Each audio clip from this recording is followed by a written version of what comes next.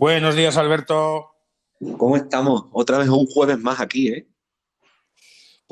Y que duren muchos. Hoy un jueves de cambio de tiempo. Tú estás en el solecito y yo en la lluvia, pero aún así un día fantástico.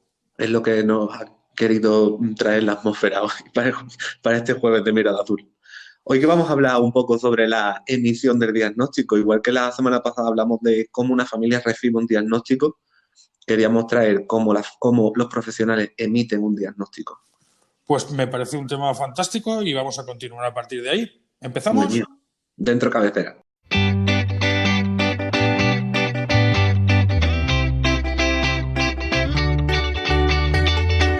Estás escuchando La Mirada Azul, Diversidad y TEA, un podcast de Rafa Suñero y Alberto León.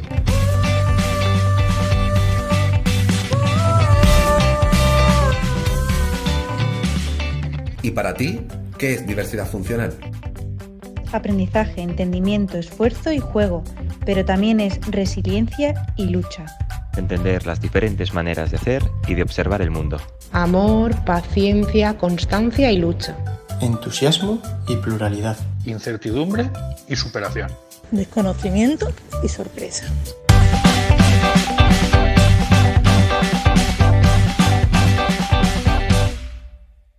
Nada, bueno, antes de nada, bienvenidos a todos, a todas, que siempre os damos las gracias por escucharnos al final del podcast, pero nunca os damos la bienvenida. Bienvenidos a todos. Como decía Rafa justo al inicio de este episodio, hoy vamos a hablar sobre la emisión de un diagnóstico y qué aspectos hay que tener en cuenta para realizar un buen diagnóstico y cómo esto influye en la evolución de cada caso, de cada niño y de cada familia, ¿no? Para esto contamos hoy con colaboraciones muy profesionales, muy especiales y que a mí me llenan a nivel personal de tener estos compañeros, ¿no? que están tan metidos en el mundo del diagnóstico y conocen también los problemas y los trastornos del neurodesarrollo. Tenemos con nosotros a Gemma Candela. Gemma, hola. Hola, muy buenos días, Alberto. ¿Qué tal? Te presento un poco, Gemma. Eres psicóloga con un máster en neuropsicología clínica y neurociencias, ¿verdad? Y si no me equivoco, terminaste tu doctorado en neurociencia. Estoy a las puertas de la defensa de mi tesis doctoral, pero como ya sabemos, y no se excusa para todo, esta situación sociosanitaria que tenemos complica todo. Y la defensa se está demorando un poquito, pero ya está ahí, ha tardado un tiempo, pero ya está culminado. O sea que dentro de poco, doctora también, doctora en neurología. Te podemos considerar doctora en neurociencia perfectamente. Para nosotros, además, la mejor doctora del mundo. Porque además Gemma tiene una peculiaridad.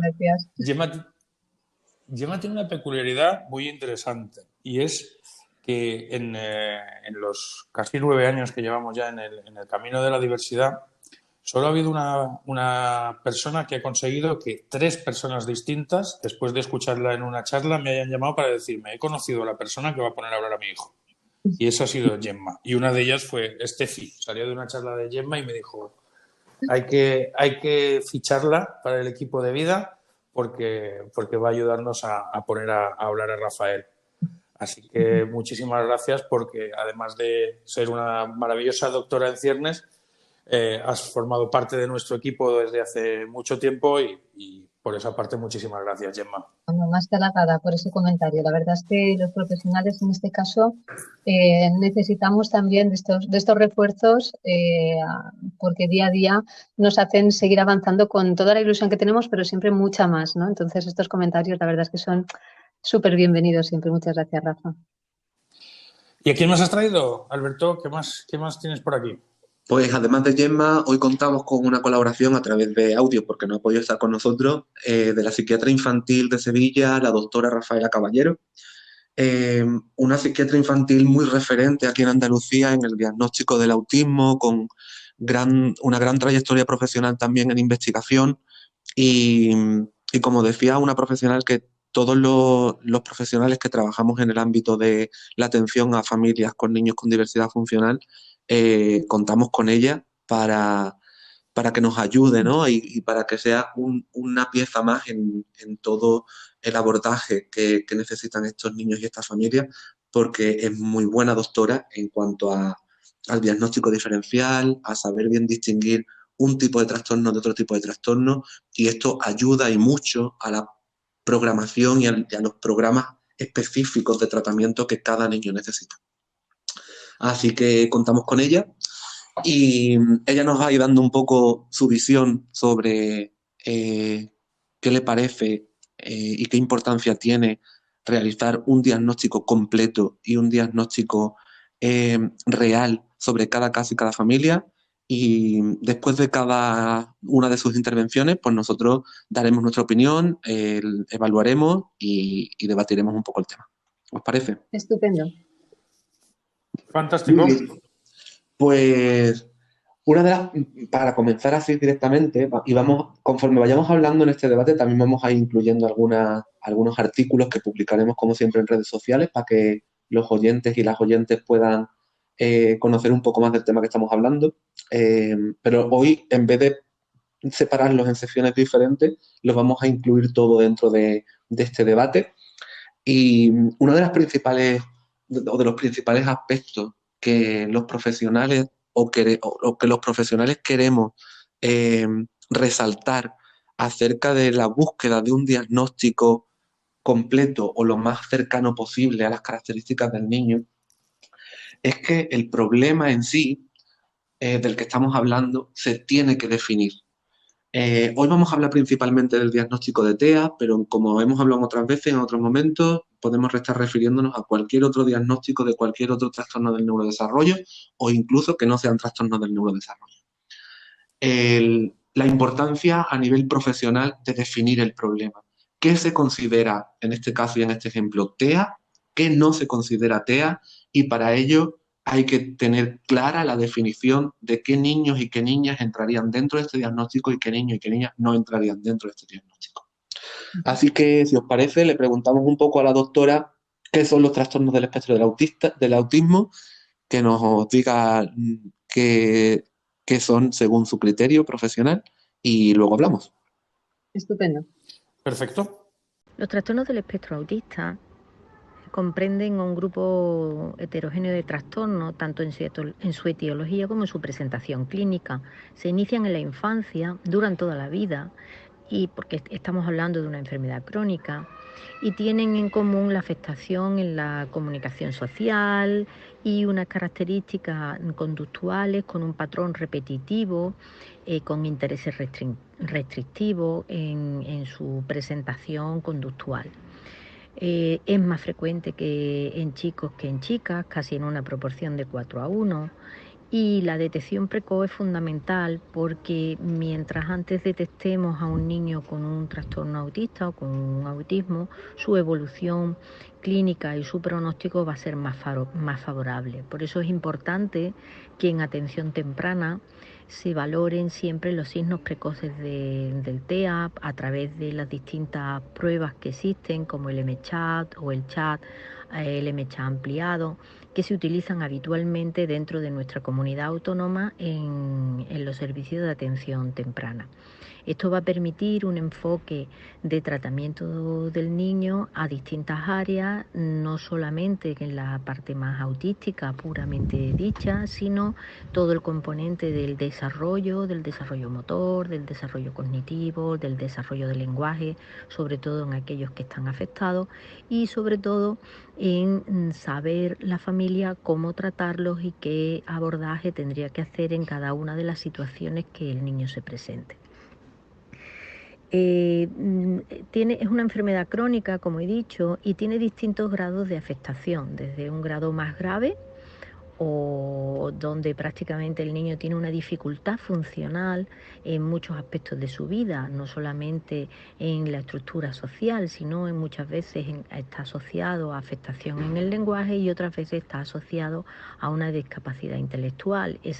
En ese momento esa situación es mucho más grave para poder sacar al niño con esta estructura, y siempre vamos a valorar este contexto. En una en un grado moderado, el niño va a poder avanzar su relación social y su nivel de aprendizaje de una manera más regular, aunque con serios problemas. Y en el grado más leve, donde prácticamente no va a haber dificultades en lenguaje ni dificultades intelectuales, va a tener una peculiaridad en su forma de ser, en su personalidad, pero le va a permitir adaptarse al mundo social de una manera más evidente. Sí está claro que en cualquiera de los grados les vamos a necesitar siempre una ayuda psicoterapéutica específica, porque el abordaje de ese trastorno del lenguaje, de ese problema cognitivo, de esa dificultad en entender al otro, de esa dificultad social, tiene una necesidad de un tratamiento muy específico y muy especializado, que nos permitirá que el niño avance en todas estas áreas y que pueda, por tanto, ir cambiando esa estructura de mayor gravedad a moderado, o de moderado a leve, o de leve a una situación muy, muy, muy cercana a la normalidad, con dificultades puntuales.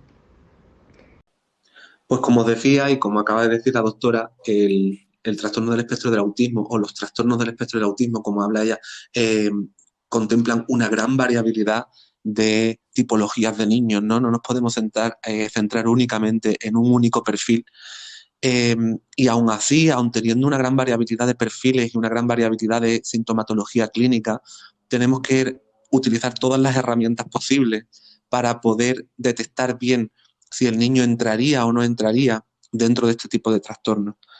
Nos han hablado, y nos habla la doctora, y yo quiero remarcarlo, sobre la presencia, sí o sí, no puede haber dudas de que eso esté apareciendo en el niño, problemas en la comunicación social y aparición de comportamientos y conductas repetitivas, estereotipadas e intereses restringidos.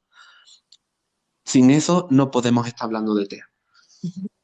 ¿Qué me decís vosotros, Gemma? ¿Qué me dices tú de esta primera pincelada sobre definición de TEA e inclusión, criterios diagnósticos de inclusión de TEA? A ver, yo aquí lo que pienso sobre todo es que, a ver, a nivel de lo que es el diagnóstico,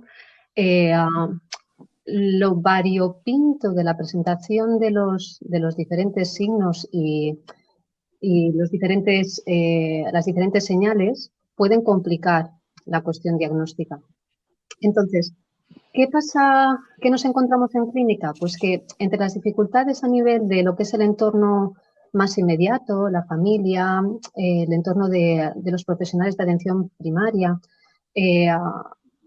la dificultad igual para definir exactamente qué es y qué no es, hace que al final nos encontremos en una situación, por ejemplo, como la que se hablaba en el Congreso de Actualización de Pediatría, por ejemplo, que se realizó en el 2020, que aún nos encontramos con una intervención que se está realizando en parámetros medios hacia los 4 o los 5 años. Es decir, necesitamos mucho tiempo para definir por la permanencia o por la claridad o ya por las dificultades lo que es y lo que no es. Entonces, estamos cogiendo una vía para poder realizar los diagnósticos, que es el tiempo para definir el síntoma. Y realmente esto es algo que se puede cambiar. Se puede cambiar sobre todo porque, a ver, aparentemente los criterios son claros, pero cuando los trasladamos a la conducta y los tenemos que observar, es donde nos encontramos con que es difícil para el ojo no entrenado, el ojo clínico no entrenado, o incluso el ojo clínico entrenado, el ver lo que es y lo que no es. Lo que sí que es interesante aquí es que existen tanto señales, sospechas, incluso signos que son muy previos, que son como esa pequeña bolita de nieve que tiramos desde arriba del pico de la montaña, y conforme van pasando los meses se van haciendo una bola más grande. Entonces, cuando la bola es muy grande, es cuando somos capaces de decir, esto es el problema. Pero es que la situación, tanto es previa, ya la podíamos ver cuando era bolita pequeña, y al mismo tiempo necesitamos de una claridad mucho más amplia de ejemplos de lo que es y lo que no es, tanto a nivel profesional como a nivel familiar. Entonces, la formación de las familias a la hora de establecer sospechas creo que es muy interesante, porque a la hora de establecer lo que son los criterios, para la teoría es muy abierta y es muy ambigua. Esto que estamos viendo como la definición puede parecer claro, pero a nivel de lo que es la práctica, no lo es. Entonces, ahí, insisto, creo que la perspectiva del diagnóstico en base al tiempo de presentación de la clínica es una fórmula equivocada. No sé cómo lo veis vosotros. Además, a mí yo hoy voy a estar un poco de observador agradecido. Quiero decir, con tanta gente especialista, tan buenos profesionales, pues yo voy a intentar hasta cierto punto molestar lo menos posible.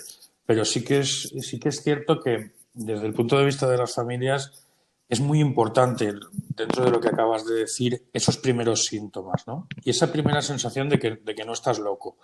Porque a veces nos ha sucedido y nos sucede con muchas familias y nos transportan y nos trasladan las familias esa sensación de que los padres detectan que algo no va bien y por parte de los profesionales de atención primaria la respuesta es, bueno, no pasa nada, ya hablará, ¿no?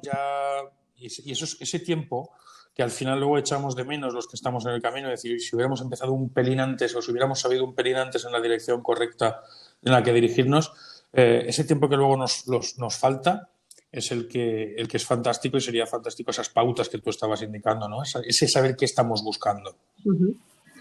Claro. Un poco más adelante, en el episodio de hoy, vamos a hablar, y la doctora Caballero también lo hace referencia a ello, de la importancia que tiene que los profesionales de atención primaria oigan a los padres que son, y que ya hay bastantes estudios de evidencia científica que nos dicen que los padres, aunque a lo mejor los padres primerizos no tanto, pero los padres ven antes que nadie que su hijo se está comportando de una forma poco esperada o un poco diferente a como ellos tenían pensado que el niño se tendría que haber comportado. Uh-huh. Y esto es un rasgo y una característica súper importante en el inicio del diagnóstico para que no ocurra lo que nos estaba contando Gemma, ¿no? Que se alargue mucho en el tiempo, que el clínico o el profesional que hace el diagnóstico tenga claro que la conducta que está observando entra dentro del diagnóstico de TEA o no. Uh-huh. Así es, sobre todo creo que hay una parte que no debemos obviar, que es, hay algo previo al diagnóstico de TEA y es el estrés parental. Todo esto se desencadena no porque el niño venga y nos diga que tiene dificultades, sino porque hay unos papás que han detectado que algo no funciona como ellos consideran o esperaban que funcionara. ¿Qué pasa aquí? Que la tendencia ya va con cambio, porque esto ya, por suerte, y la verdad es que mejor en este sentido, no se escucha a los papás o se intenta a lo mejor considerar que los papás o primerizos o no primerizos tienen una visión sesgada, emocional, angustiosa sobre el desarrollo del nene y demás. Creo que vamos equivocados si vamos ninguneando la visión, las sospechas, las dudas y el malestar de los papás. Al fin y al cabo, su estrés. Hay que tener en cuenta que hay algo previo al diagnóstico y es que muy posiblemente el profesional de atención primaria se encuentre a papás posiblemente con los dos tipos de presentación de estrés parental dentro de los previos al diagnóstico o la definición del problema. Y es que a veces nos podemos encontrar a papás que tanto en el inicio o el mantenimiento de la relación con su hijo los vemos pues como excesivamente estimulantes, están como todo el tiempo buscando captar el interés, tienen una conducta como muy directiva con sus hijos porque están viendo que no existe ese contacto esperado o esa respuesta que ellos esperaban y lo que pasa es que esta misma situación de estrés que podemos ver con una forma también la podemos encontrar en atención primaria seguro con papás en otro punto como si dijéramos más de desánimo y de desconexión, donde vemos que hay papás que mantienen un silencio más largo, una reducción del contacto espontáneo con sus hijos y que incluso vemos papás que introducen más elementos, más objetos que sustituyen la relación, porque no han conseguido a lo mejor ese contacto que ellos en un principio igual tenían previsto que ocurriera. Esto todo son señales de estrés parental y esto es muy previo. Todo esto... Fíjate, la semana pasada, perdona que te haya cortado, pensaba que habías terminado, disculpa. No, continúa, perdona, que te había cortado. No, tranquilo, disculpa. era eso mismo, que hay un previo al diagnóstico y es esto mismo, es que los papás son una fuente de información buenísima y debemos escucharla. Claro, por eso te iba a hacer referencia, cuando te he cortado, discúlpame, te iba a hacer referencia precisamente al episodio anterior nuestro, ¿no? Una de las palabras que más se escuchaba entre los padres cuando nos contaban sus reacciones era alivio, ¿no? Llegaba un punto de alivio, aquello de no estoy loco, ¿no? Estaba sucediendo de verdad lo que teníamos previsto, lo que nos preocupaba, lo que habíamos visto, lo que pensábamos, es verdad que estaba sucediendo. Y esa escucha activa por parte de los profesionales que me decís y me encanta escuchar que está cambiando es muy importante.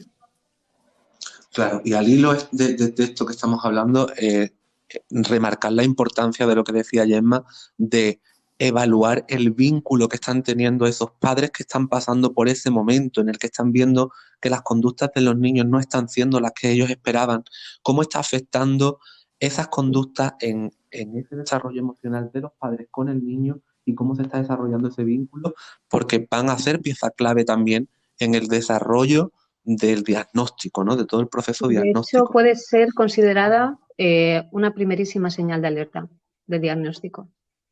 Entonces, no podemos desestimar la potencia que tiene una señal tan importante que es el estrés parental en los primeros meses de crianza. Sé que como que le damos paso a la doctora que nos hable, Fali Caballero, de rasgos precoces y de diferentes tipos de problemáticas que podemos observar en edades tempranas, y luego continuamos hablando. Genial.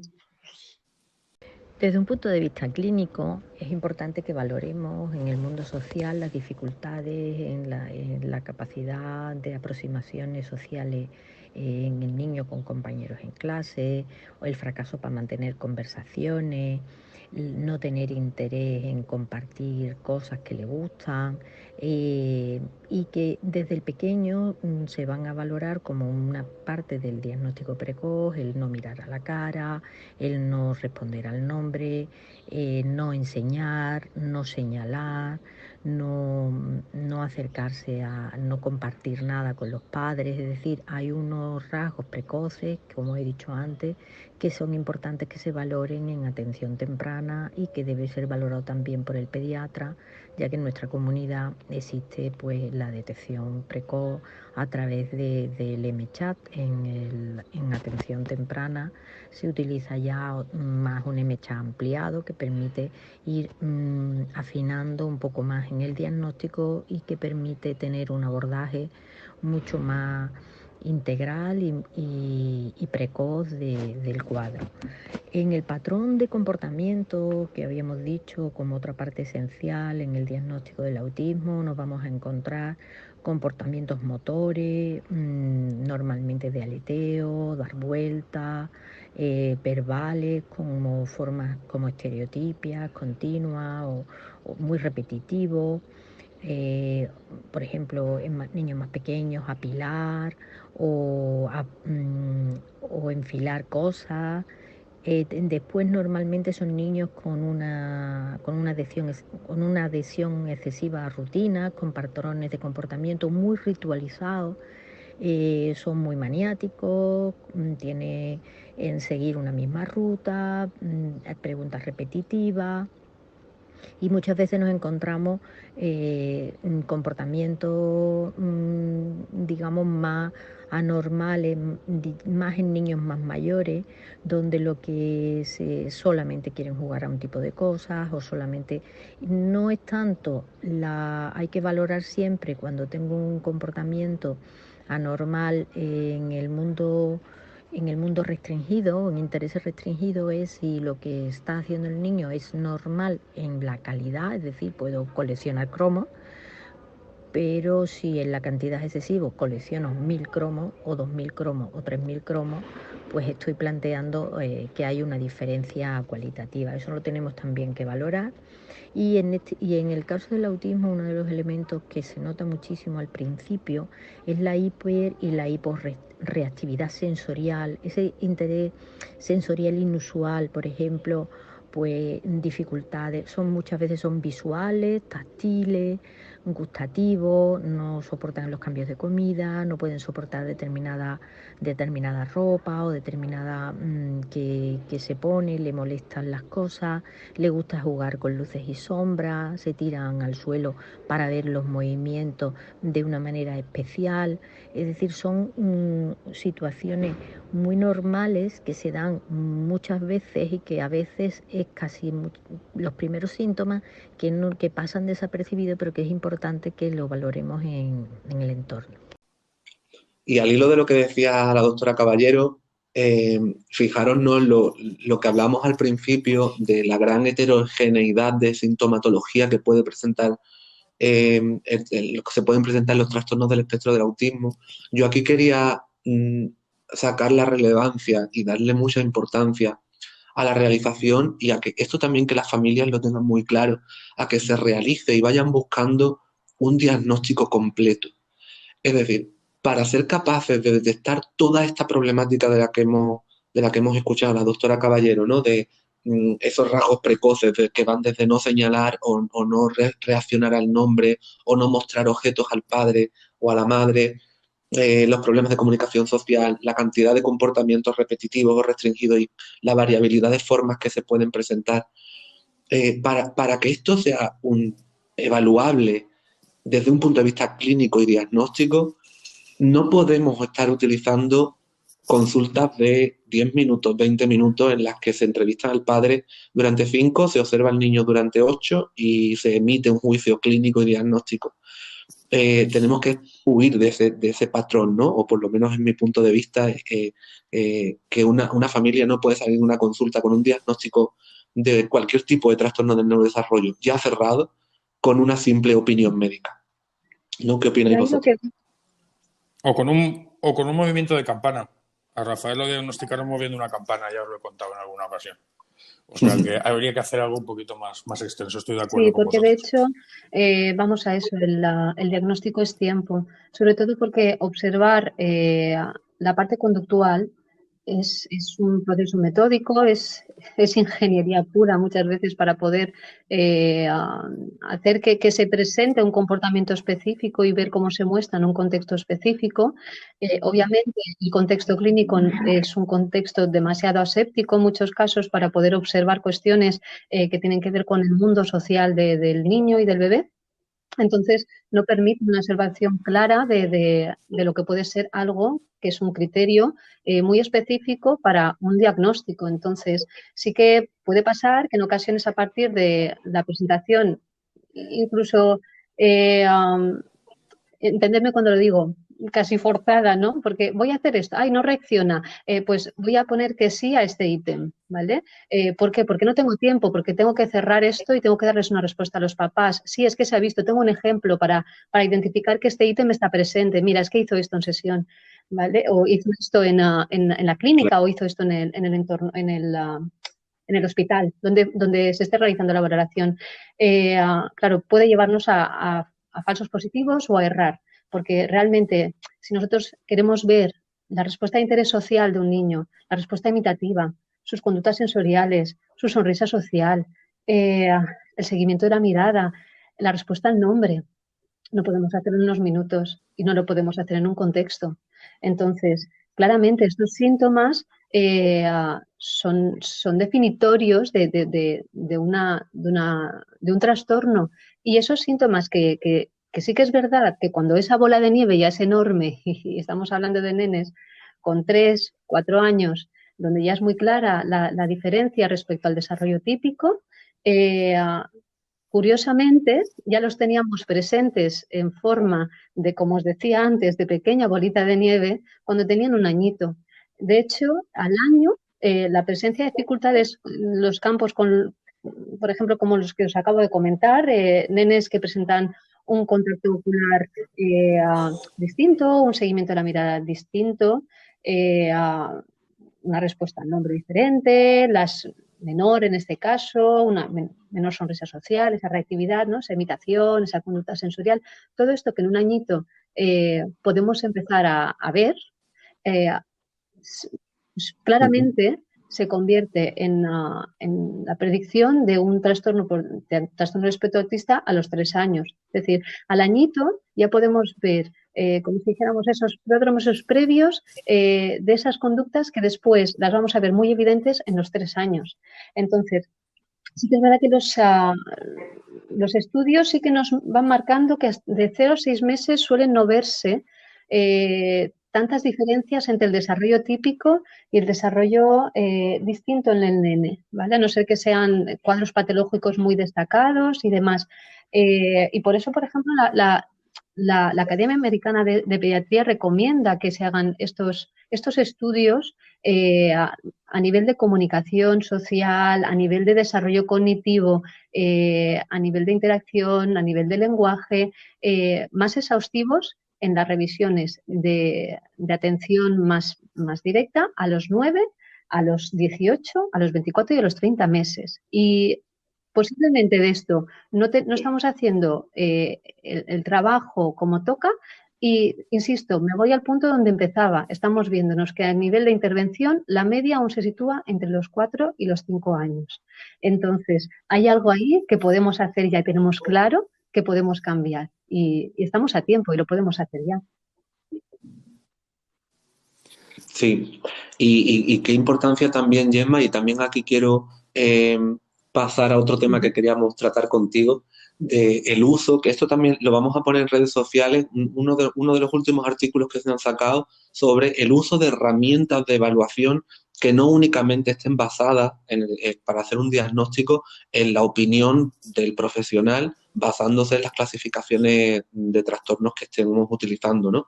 La importancia de utilizar herramientas específicas para valorar y, además de herramientas específicas, diversidad de herramientas específicas, ¿no? Que utilicemos cuestionarios para padres, que utilicemos test estandarizados, que utilicemos observaciones cualitativas y cuantitativas y que utilicemos técnicas como la entrevista, ¿no? Directamente a los padres.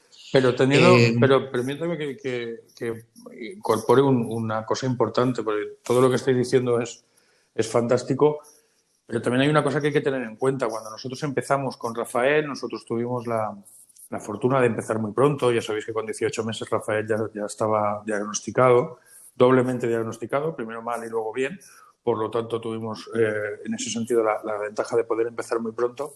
Es cierto que nos enfrentábamos a cuestionarios que eran absolutamente imposibles de rellenar para nosotros. Yo recuerdo acostar al niño por la noche, sentarnos Estefillo delante de un cuestionario que nos había pasado el centro en cuestión y decir, ¿qué contesto aquí?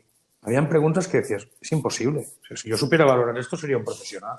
Pues nos preguntaban cosas muy, muy complicadas. Entonces, es interesante que hayan herramientas, pero que sean accesibles. Pedimos accesibilidad para las personas con diversidad, pero también hay que buscar la accesibilidad para que los padres puedan ver esas señales. Yo estoy convencido que lo que acaba de contarnos Gemma, cualquier padre es capaz de detectarlo. Si su hijo responde o no al nombre, si su hijo mira o no, ese tipo de cosas sí son muy importantes que vinieran en ese manual de padre que no nos dan, ¿verdad? Que de repente tenemos un hijo y no tenemos manual. En ese manual que no nos dan, que estuvieran esas señales. Pero también teniendo en cuenta cuando decís cuestionarios a los padres, ¿qué les preguntamos a los padres y en qué intensidad podemos saber lo que sabe cada padre? Sí, sí. Claro, sí, completamente de acuerdo contigo, Rafa. Los cuestionarios a veces son indescifrables para las personas que no tienen manejo de los conceptos técnicos o igual no están inmersas en lo que es lo teórico o conocen en profundidad lo que es el trastorno o los diferentes diagnósticos posibles. Plantarse delante de un ítem puede ser, una disertación filosófica alrededor de que esto lo hace un poquito o sí o no, o será esto lo que me está preguntando, o será lo otro. No tengo claro qué tengo que poner aquí, pero realmente si lo pongo puede definir la realidad de mi hijo. Es un estrés. Claro, es que cuando escribías, hacíamos los cuestionarios y yo le decía a Estefi, no cojas el boli. coge un lápiz, porque lo que estamos poniendo aquí, esto va a marcar muchas cosas y nos volvíamos locos. O sea, lo que pasa es que ya sabéis que luego nosotros al final acabamos riéndonos, pero había momentos en los que entrábamos en pánico completo. ¿Qué pongo aquí? Y si pongo que sí, ¿qué significa? Y si pongo que no, ¿esto qué implica? Y esa sensación también era muy complicada de gestionar. Habría que hacerlo de una manera que fuera más accesible para todos. Estamos muy acostumbrados a utilizar cuestionarios como moneda de cambio, ¿no? Yo como profesional te doy un cuestionario, tú me respondes estas preguntas y yo ya luego saco las conclusiones oportunas. Y es un mal uso del cuestionario. El cuestionario hay que entenderlo. El propio profesional que está utilizando un cuestionario concreto para recabar información tiene que conocer mucho del cuestionario. Tiene que conocer si realmente los datos estadísticos nos dicen que las preguntas que están hechas, las preguntas de las que están formadas el cuestionario, miden lo que realmente queremos medir. Otro de los aspectos es si los padres entienden si la pregunta está haciendo referencia a lo que queremos medir. Y en muchas ocasiones hay que sentarse con los padres y explicarles ítem por ítem para que contesten de la forma más cercana posible a la realidad del niño lo que queremos, la información que queremos sacar, ¿no? Y es un mal uso del cuestionario porque creemos que porque un cuestionario esté editado o publicado por una casa editorial ya se puede utilizar de una forma libre, ¿no? Y no, requiere de formación, de experiencia y lo que decía Gemma, requiere de un conocimiento exhaustivo del propio cuestionario y de cada ítem y de qué está midiendo cada ítem. Completamente de acuerdo. Y de hecho, en estos momentos yo pienso como profesionales, ahí a nivel de autocrítica debemos hacer un avance. Los cuestionarios tienen que estar más definidos. Si no, nos abocamos siempre a lo mismo. Te habrás visto muchas veces, Alberto, haciendo los cuestionarios con los papás, porque es que si no, sabes que van a ir perdidos y sabes que no vas a obtener la información que necesitas, entonces va a ser un trabajo completamente infructuoso. Es decir, les vas a pedir una información que te va a llegar posiblemente sesgada porque no existe la posibilidad a partir del ítem de ofrecer la información que se precisa. Entonces, lo interesante ahí es hacer los cuestionarios con los papás. Por tanto, insisto, yo creo que ahí sí que es verdad que aunque algunos papás igual se nos puedan asustar cuando vean un cuestionario que va seguido de un tomo explicativo de los ítems, puede ser fórmula igual por la cual ítem 1, ¿qué me está preguntando? Ejemplos, incluso si tenemos la posibilidad de darle un formato tecnológico, vídeos explicativos. Esto es lo que te estoy pidiendo, exactamente esto. ¿Esto lo ves? ¿No lo ves? Y entonces ahí claramente que el papá y la mamá sepan que lo que están contestando lo contestan con rigor y con tranquilidad y no con esa falta de control de decir, es que no sé, la verdad. Muchos papás siempre, si le damos el cuestionario, pues van a volver así. Claro. Y hablando, Gemma, sobre herramientas de evaluación y pasando un poco página del tema cuestionario, herramientas de evaluación que estén evaluando la mirada del bebé, herramientas de evaluación que estén mirando cómo un bebé de 6 meses, que ya nos decías tú antes que sería como la primera edad para poder observar este tipo de sintomatologías precoces, ¿qué herramientas hay ahora mismo que estén detectando este tipo de problemática, ¿no? Hacia dónde dirige la mirada un bebé, hacia dónde, y que ya nos dice la evidencia que en el desarrollo de trastornos del espectro de autismo puede haber problemas en este ámbito. Hay que tener en cuenta una cuestión. A ver, disponemos de pruebas, disponemos de materiales para medir y comparar con baremos ciertos aspectos del desarrollo. Pero sí que es verdad que existen también ciertas funciones y ciertos hitos del desarrollo y ciertas señales que igual requieren, porque están presentes en el diagnóstico, requieren de un análisis cuantitativo, porque se puede hacer mucho más exhaustivo. De la misma manera que podemos administrar un A2 o podemos administrar otro tipo de pruebas que nos permite comparar, nos permite ver un poquito dentro de ese desarrollo dónde estamos con respecto a un grupo de referencia. Existen otras pruebas de carácter permitirme igual más neurocientífico, que pueden acercarnos a la medición de ciertos criterios, como es el contacto ocular, el seguimiento de la mirada, que están muy presentes y de hecho es uno de los considerados de los síntomas más llamativos a partir del año en los nenes con autismo. y se pueden medir se pueden utilizar herramientas como, por ejemplo, el Age Tracker, que permite, en este caso, a partir de del visionado, ¿no? Nosotros ponemos al bebé delante de una pantalla, en este caso de ordenador, que están ocurriendo una serie de imágenes, unas imágenes de vídeo y demás, en las que hay personas, objetos, ¿vale? Y a partir de unos sistemas de infrarrojos que están ubicados en ese visor, podemos permitirnos evaluar el tiempo que el niño permanece mirando a una parte específica de esa imagen. ¿Qué pasa? Nosotros podemos decir, a nivel de observación, el contacto ocular o el seguimiento de la mirada o el rastreo visual ¿es atípico o no es atípico? Lo podemos decir a nivel observacional, pero también lo podemos cuantificar, y esto es ciencia, y la ciencia es algo más exacto, obviamente, que la observación.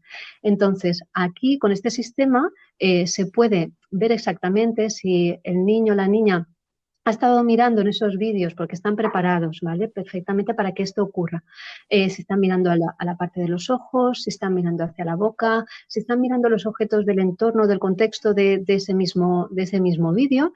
Y entonces, al final, con un postproceso que analiza dónde se ha fijado la mirada del niño durante el tiempo que ha durado la prueba, nos permite ver, pues en este caso, como un niño con un desarrollo típico ha estado mirando mucho la zona de los ojos de las personas que están en esa imagen y que le dan una información muy buena sobre lo que está sintiendo o lo que quiere decirle, es los ojos y la boca también. Pero los nenes y nenas con TEA observamos que fijan más la mirada en los objetos del entorno y en la boca, pero los ojos no son una fuente de información. Entonces, ¿qué pasa? Que esto ya se puede ver y a partir del añito, el Age Tracker con lo que es su propio procesador, su propio software, ya nos permite hacer un estudio de esto mismo y está teniendo resultados muy prometedores a la hora de predecir los niños y las niñas que van a presentar TEA en un diagnóstico más cerrado más tarde, hacia los 3 años, que es donde a lo mejor podemos ya cerrar diagnóstico. Eso significa, cuando hablo de cerrar diagnóstico, que no tenemos por qué considerar que esto es el punto de inicio de trabajo y de intervención. Aquí estamos hablando ya de que desde el añito y antes se pueden empezar a observar ciertas señales sobre las que ya se puede intervenir.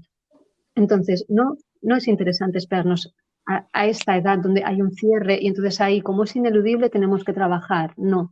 El diagnóstico al final es el nombre que le ponemos a un conjunto de criterios, a un conjunto de síntomas, pero esos están y estaban y a eso tenemos que ir, ¿no? Pero insisto, el Age Tracker puede ser una herramienta muy, muy válida para en estos momentos poder cuantificar y ser más científicos a la hora de estudiar todo lo que es el proceso visual de los nenes con TEA.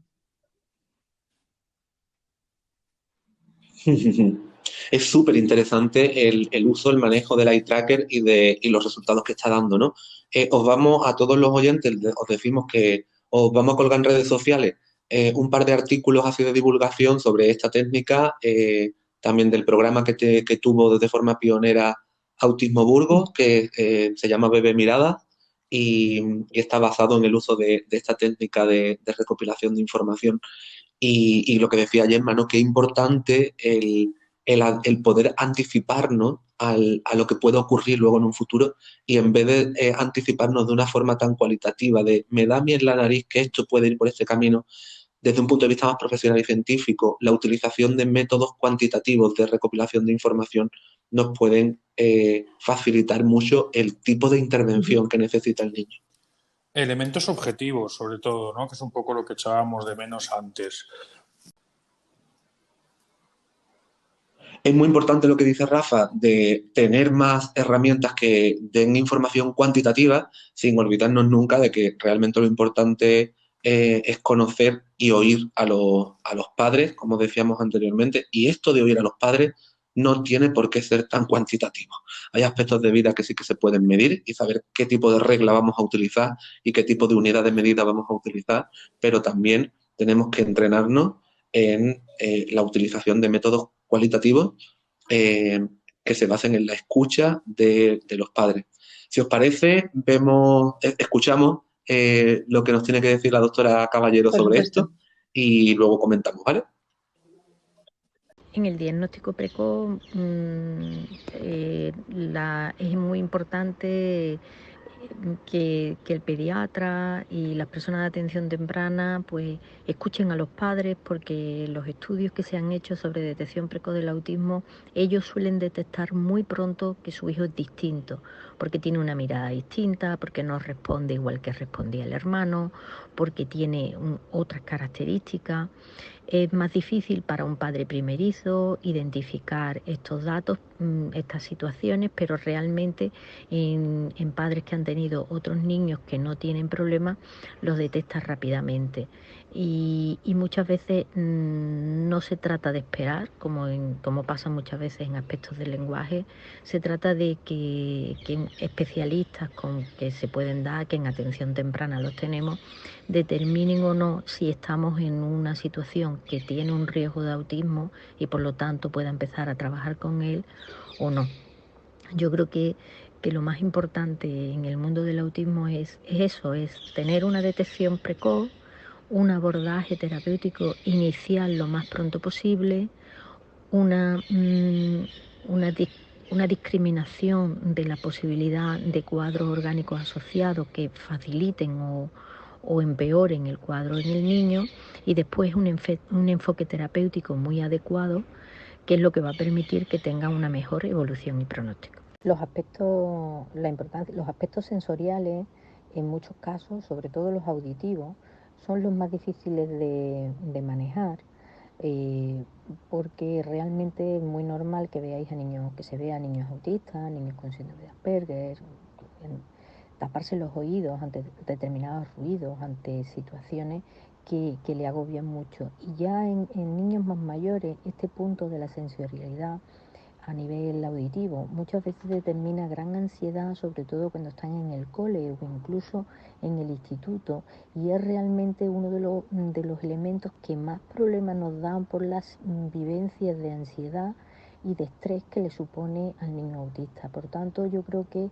podríamos diferenciar tres partes: una parte en la detección precoz, que ya he señalado; una parte en el mundo escolar, que con la integración funciona; y una parte en el mundo de la secundaria, que es más peligrosa, porque el niño es distinto, es diferente, y puedes tener bullying, y sobre todo pues porque sus conductas de ansiedad ante ese ruido o ante esa forma de acercarse a los compañeros hace que se note mucho su presencia, y por lo tanto el riesgo a que tengamos bullying y acoso en el autismo más mayor, más parecido al niño Asperger tipo, sí tenemos que estar muy pendientes en el mundo del instituto.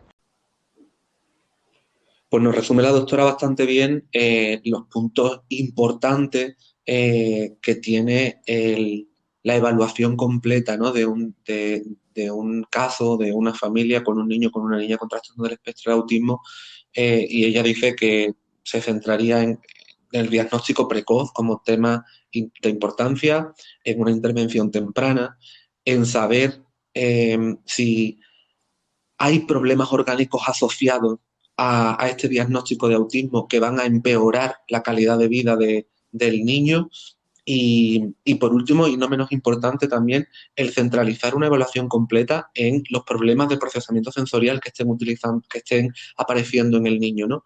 Cómo es el manejo de la información sensorial puede repercutir de una forma muy negativa en la funcionalidad y la participación del niño en un montón de áreas de las actividades de la vida diaria, y que pueden mermar mucho la funcionalidad del niño con el diagnóstico de TEA.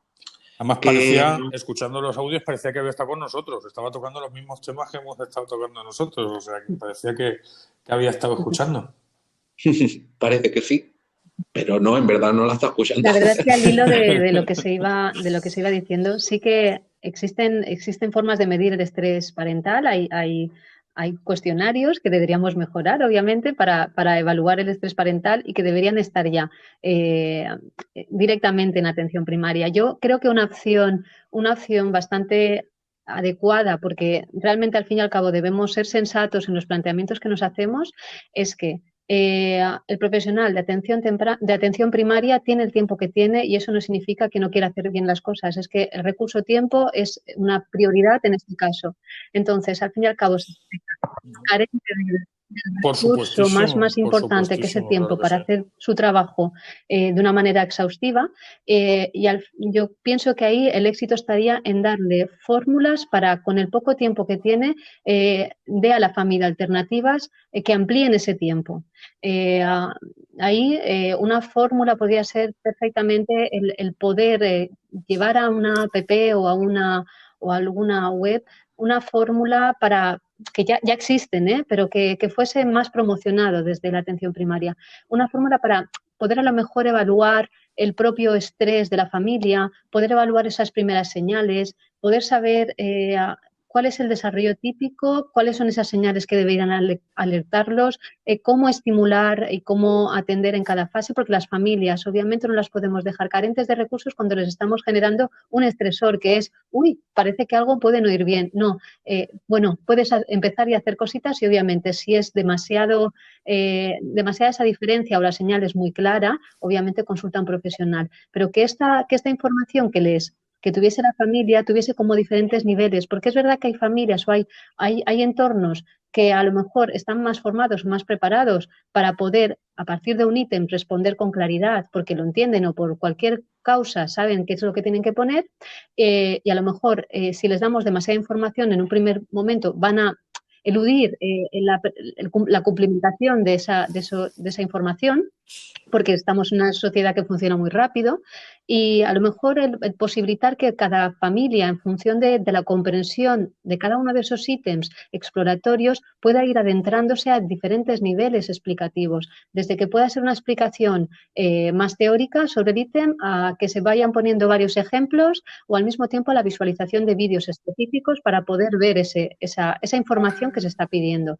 Entonces, creo que ahí el tiempo ya quedaría por parte de la familia y creo que la familia tiene gusto y ganas para darle todo el tiempo a esto. Entonces creo que ahí podríamos salvar desde fuera y dar al profesional médico una información más cerrada. Mira, esto que creo que estoy seguro de lo que he puesto porque he ido viendo que la información que yo quería poner es clara, sé lo que estoy poniendo, me ha dado estos resultados. ¿Qué podría hacer? Pero sabe muy bien, el profesional llega, o el médico, o la pediatra, o el pediatra llegan los papás con información clara, cerrada y ajustada al tiempo que a lo mejor puede disponer para que pueda hacer las derivaciones pertinentes. Y obviamente hay otro punto ahí, que es el tema de las señales, de señales a nivel sensorial. Todo lo que es la conducta sensorial en los primeros estadios puede que sea menos evidente, pero realmente después es esa base de la pirámide sobre la que tenemos que construirlo todo. Entonces, al fin y al cabo es como una especie de conducta o criterio muy, muy difícilmente observable en los estadios más tempranos, a no ser que sea más evidente, y que después va a ser de lo primero que tengamos que trabajar en los nenes.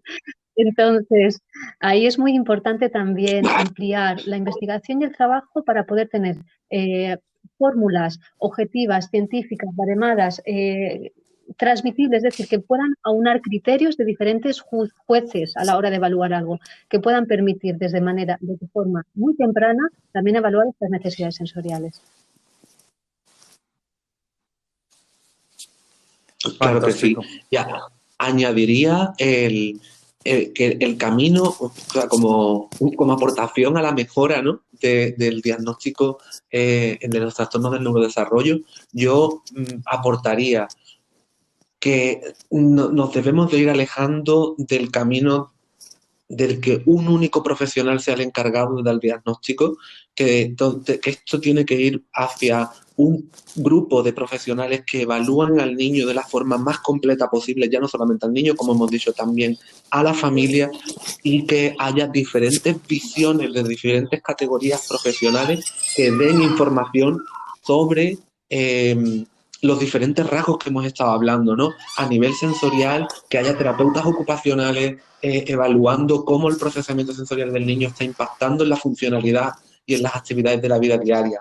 Que haya psicólogos bien entrenados en la capacidad para detectar comportamientos y conductas restringidas y restrictivas. Que haya buenos logopedas y profesionales de la comunicación que nos hablen si está habiendo o no está habiendo comunicación social. Y que luego al final el médico también dé su opinión sobre si hubiera alguna alteración orgánica que esté dificultando aún más la calidad de vida del niño. Y creo que tenemos que ir hacia este modelo más que el modelo asistencial de voy al médico que me dé su opinión y nos vamos para casa. Fantástico. Lo que es evidente es que vamos a necesitar otro programa para seguir hablando de todo esto, ¿eh? O sea, nos hemos quedado cortísimos. La semana pasada ya nos pasó, pero esta semana ya, o sea, cada día nos estamos quedando más cortos. Vamos a tener que acabar haciendo caso a nuestra amiga Lorena de Aprenden, que dice que quiere que hagamos prácticamente uno diario, ¿no? Y que necesitamos más espacio en el podcast.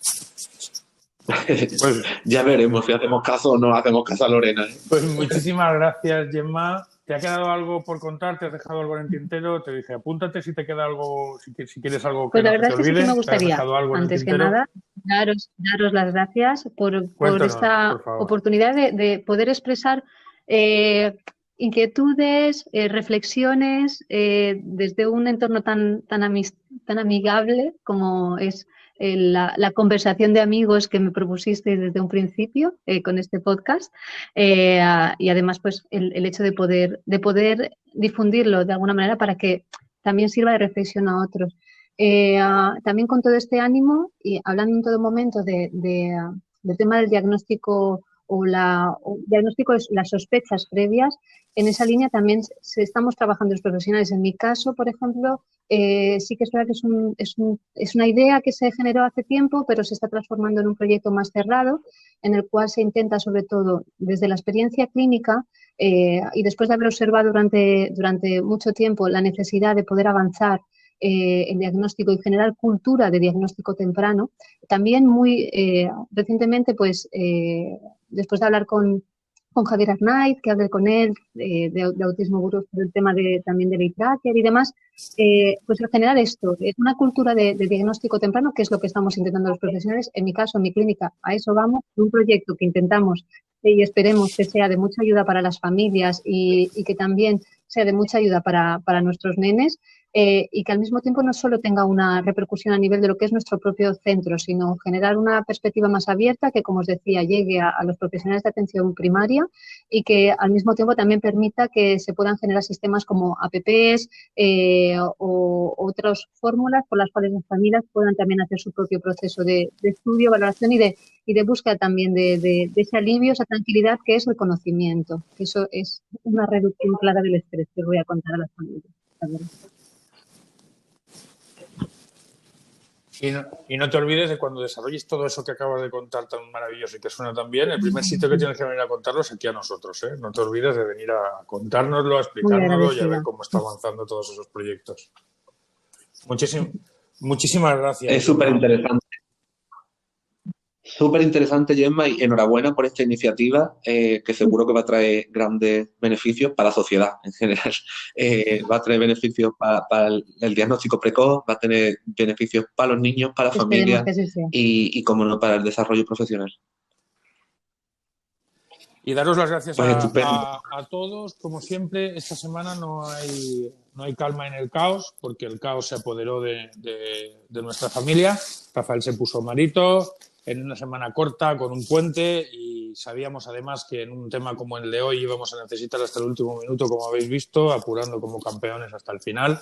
Así que la semana que viene volveremos con las secciones habituales, pero hoy nos parecía muy importante poder exprimir al máximo a Gemma, poder aprovechar a Alberto, que como siempre muchísimas gracias por darnos tu perspectiva y por el programa que nos has traído hoy. A vosotros siempre, por la oportunidad y por crear este espacio maravilloso. Y muchas gracias, Gemma, te esperamos de vuelta. Como has dicho que sí a la primera, como le dijimos el otro día a Gonzalo, los que decís sí a la primera sabéis que vais a volver, porque es el problema de decir que sí, que la gente se lo coge como costumbre. Y muchísimas gracias a todos por apoyarnos en La Mirada Azul. Y hasta el jueves que viene, que es 1 de abril, y por lo tanto el tema no podía ser otro que el 2 de abril, el Día Mundial del Autismo. Así que la semana que viene volvemos para hablar del 2 de abril. Maravilloso. Un placer. Encantadísimo de volver.